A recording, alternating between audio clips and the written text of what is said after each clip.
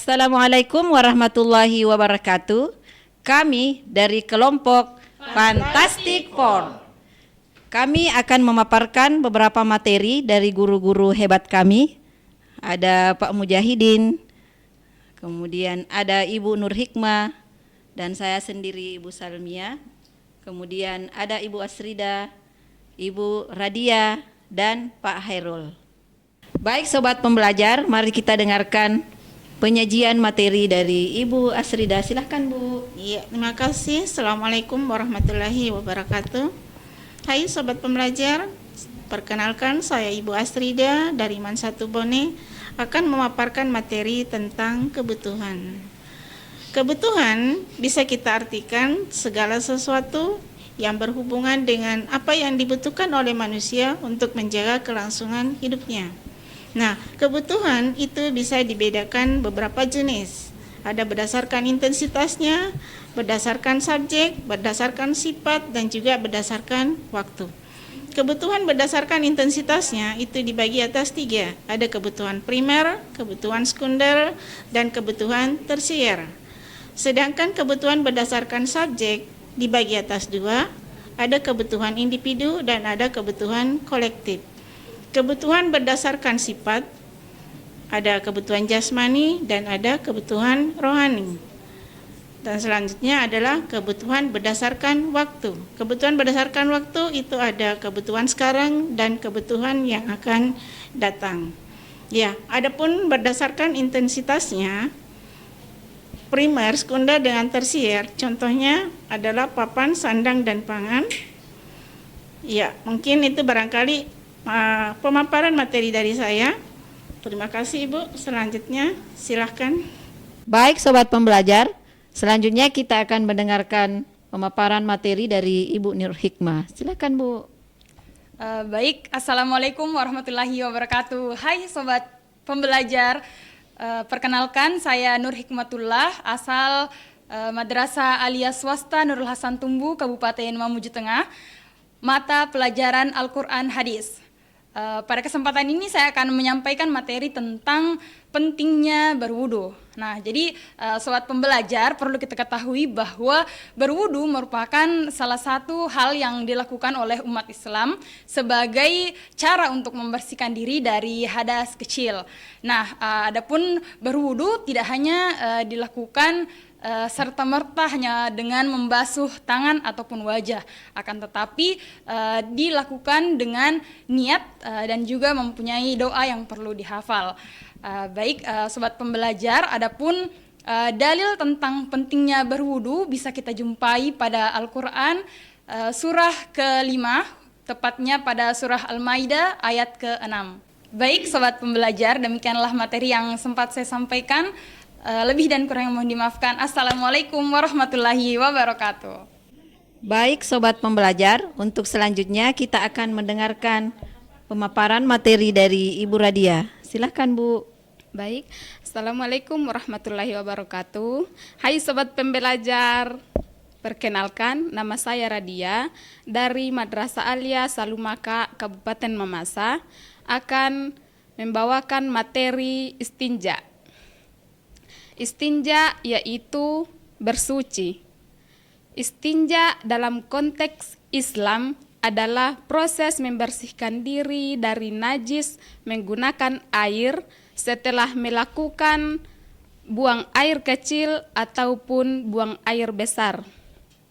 Istinja juga merupakan istilah untuk membersihkan diri dari najis, yaitu kotoran yang membatalkan kebersihan badan atau pakaian. Baik sobat pembelajar, ada beberapa hal yang termasuk dalam materi istinja, yaitu yang pertama jenis najis, yang kedua cara istinja, yang ketiga membersihkan dengan batu atau tisu. Demikianlah pemaparan dari saya. Assalamualaikum warahmatullahi wabarakatuh. Baik sobat pembelajar, selanjutnya kita akan mendengarkan penyampaian materi dari Pak Mujahidin. Silakan Pak. Baik, terima kasih. Assalamualaikum warahmatullahi wabarakatuh. Perkenalkan, nama saya Mujahidin Al-Mubarak dari Madrasah Aliyah Pondok Pesantren Al-Mubarak Dede Ito Baraka, Kabupaten Wajo. Pada kesempatan ini, saya akan membawakan sebuah materi dengan judul materinya itu adalah jenis-jenis air yang bisa digunakan untuk bersuci. Baik, sobat-sobat pembelajar, pertama-tama tentu menjadi sebuah pertanyaan untuk kita bahwa apakah yang dimaksud dengan air suci? Secara singkat, air suci adalah air yang dapat digunakan untuk membersihkan yang namanya hadas besar ataupun hadas kecil. Nah, untuk jenis-jenis air suci sendiri, setidaknya ada 7 yang bisa kita gunakan untuk bersuci. Yang pertama ada yang namanya air hujan, itu bisa digunakan untuk bersuci. Lalu yang kedua itu adalah air laut. Yang ketiga ada air sungai. Yang keempat ada air sumur. Yang kelima ada mata air. Lalu yang keenam ada air salju, dan yang terakhir ada air embun. Demikian pemaparan dari saya, kurang dan lebihnya mohon dimaafkan. Assalamualaikum warahmatullahi wabarakatuh. Nah, sobat pembelajar, selanjutnya kita akan mendengarkan pemaparan materi dari Pak Herul. Silakan Pak. Ya, baik, terima kasih. Assalamualaikum warahmatullahi wabarakatuh. Perkenalkan, nama saya Hairul Akbar, guru dari Mandua Kota Makassar. Pada kali ini saya akan menerangkan tentang sistem komputer, di mana sistem komputer itu terbagi menjadi 3. Yang pertama ada hardware, yang kedua ada software, yang ketiga ada brainware. Software adalah perangkat lunak penyusun dari suatu komputer, sementara hardware adalah perangkat keras penyusun dari suatu komputer. Contohnya monitor, ada speaker, printer, dan sebagainya. Terus yang terakhir untuk brainware adalah otak atau operator yang menjalankan komputer itu sendiri. Terus untuk contoh dari software itu contohnya adalah aplikasi atau sistem operasi yang menjalankan komputer itu sendiri, seperti Windows, Linux, dan Mac OS atau Macintosh.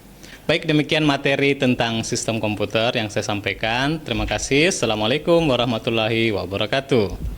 Baik sobat pembelajar, dan pemaparan yang terakhir itu adalah dari saya sendiri.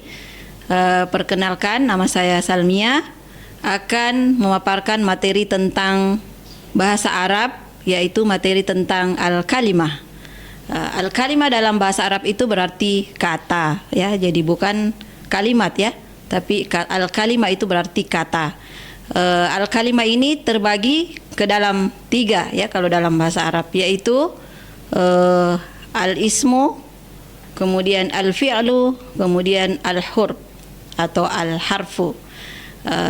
Al-ismu berarti secara umum biasa kita katakan bahwa itu adalah kata benda ya, yang tidak terikat oleh waktu.